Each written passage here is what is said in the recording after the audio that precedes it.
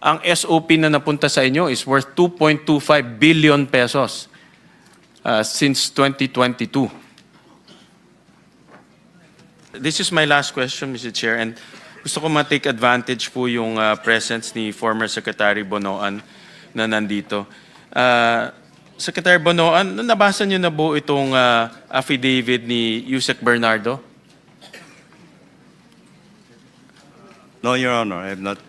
Hindi nyo ho nabasa ito, Nabasa. pero this was furnished to us during one of the hearings ng Blue Ribbon at na-implicate kayo dito many times. No? And let me just read.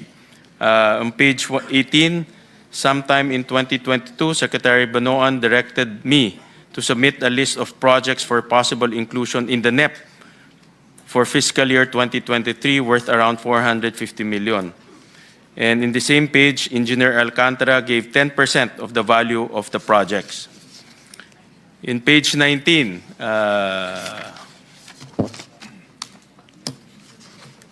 similarly, on 2023, Secretary Bonoan directed me to submit a list of projects for possible inclusion in the NEP for fiscal year 2024 worth around 150 million. Engineer Alcantara gave 15% of the value of the projects. In page 19, in the year 2024, Secretary Bonoan also directed me to submit a list of projects for possible inclusion in the NEP for fiscal year 2021, 900 million.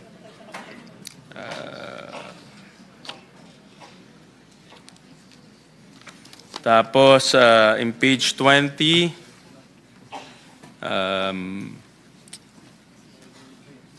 the value of the projects that I handled for Secretary Manny Bonoan was at least 5 billion per annum for the years 2023, 2024, 2025 with a 15% average commitment.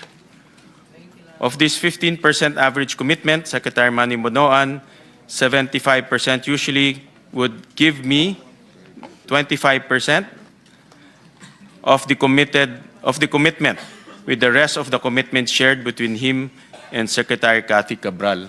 And in one of our budget hearings, I believe kinumpute po to ni Chairman Senator Lacson and Senator Kiko Pangilinan, ang SOP na napunta sa inyo is worth 2.25 billion pesos since 2022.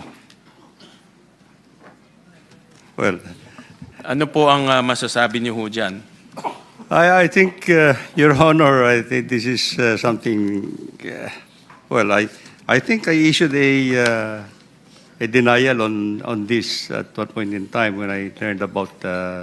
I have not read the entire affidavit, but I issued a denial to it. I don't even recall actually talking about any projects at all. If there would be proposals from them, I just. No, but this is very clear na meron kayong allocated amount No. at nagsasubmit sila ng project sa inyo at binibigyan kayo ng kickback. Wala ho ako. 10%, 15%, and pag sinuma ho natin lahat yan, aabot yan to 2.2 billion pesos. This, I completely deny, Your Honor. I don't have any allocable amount. Mamaya, pagsasalita namin si Congressman Leandro Libiste. Opo. And I think he will negate what you just stated, na wala kayong allocable. Kung hindi man allocable, baka non-allocable.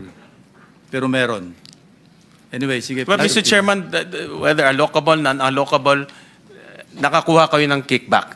Wala po. And the fact is, nandito tayo ngayon dito sa hearing because for the last 4 years, pinabayaan yung nangyayari to under your watch.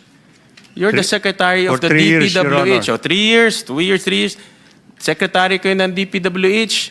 May mga ghost projects. May 20-25% nangyayari sa ilalim po ng inyong opisina. Kaya ako ho, personally, ako naniniwala po ako dito eh. Paano ho isang secretary palalampasin nyo itong nangyayari sa atin? Kaya ho tayo nandito sa ganitong sitwasyon ngayon eh. Your Honor, as Secretary of the Department, I have general oversight. I have general oversight of all the implement. Pero kung kasali ho kayo dito sa mga kickback, and yung this is- oversight na yan, walang kwenta ho yan. And this is what I deny, Your Honor. Ano nyo, hindi ko ho makita. Sa Bulacan, sa Davao Oriental, may Ghost Project. Lahat ng kasamahan nyo, alam, in 2025, na kickback na nangyari. Kayo lang hindi nakakaalam eh. Your Honor, I was the one actually who reported to the President where the ghost projects are in 2025. Nung pumutok na ho to, nung nag-privilege speech na Senator Lacson dito Hindi sa po. Senado. But throughout the years na pumupunta ho kayo dito, wala naman kaming naririnig na may problema. Kasi in my opinion, kasali ho kayo dito. But anyways, Mr. Chairman, I'm just echoing my frustration as a Filipino, Mr. President. Nakaka-frustrate, no? Na nandito tayo ngayon, pinakikinggan natin to. Dapat ang pinakikinggan ho natin kung paano po umunlad yung bansa ho natin. Pero dahil po sa inyong masamang liderato, nandito tayo ngayon. Inaayos ho natin. Hinahanap po natin sino yung mga kriminal. Hindi pa ho natin mahanap dahil nasa Portugal na nagtatago. Bakit niyo ho pinabayaan?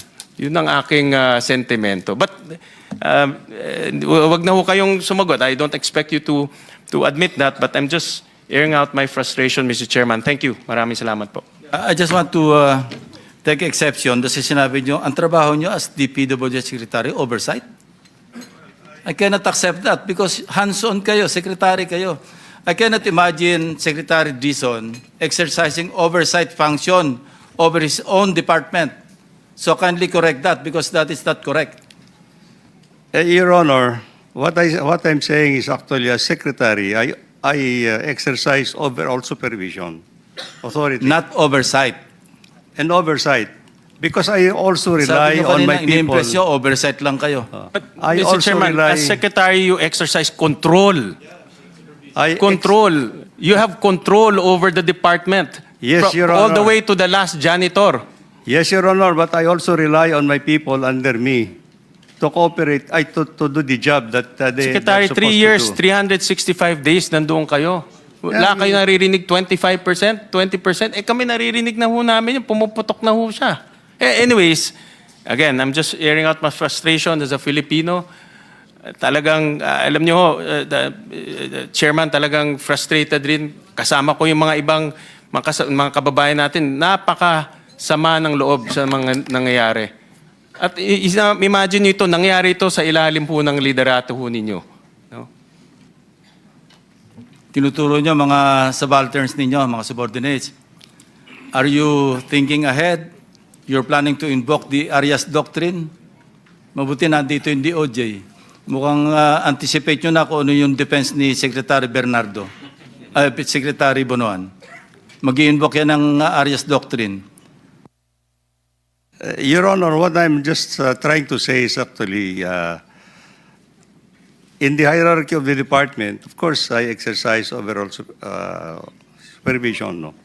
But I have also undersecretaries under me, assistant secretaries, regional directors, and Ang point ko, district Mr. engineers. Secretary, parang you're thinking ahead. Kung sakaling nasa korte na, yun ang i-invoke ninyo. Anyway, are you done? So, Senator Pangilinan is next. Thank you, Mr. Chairman. Itutuloy ko lang, no?